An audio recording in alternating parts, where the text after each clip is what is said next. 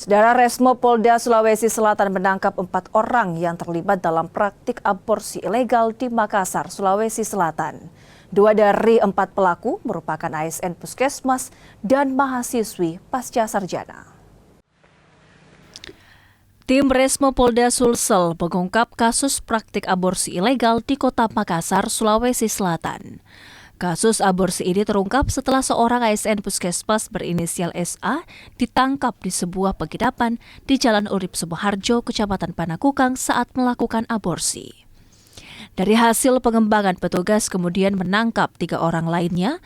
2 dari 3 pelaku merupakan perempuan, masing-masing RA dan CI. CI diketahui adalah mahasiswa pasca sarjana yang melakukan aborsi bersama kekasihnya berinisial Z. Pelaku bahkan telah menguburkan janin hasil aborsi di belakang rumah kontrakan pelaku. Untuk yang diamankan sudah 4 orang dari yang selaku dokternya dan menterinya, laki-laki inisial R,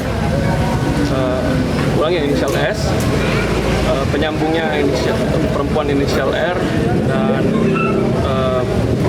pengguna jasanya perempuan inisial C, dan terakhir kita amankan laki-laki inisial Z selaku pacarnya dari perempuan inisial C. Bisa di profesinya masing-masing apa perannya? Jadi kalau profesinya ini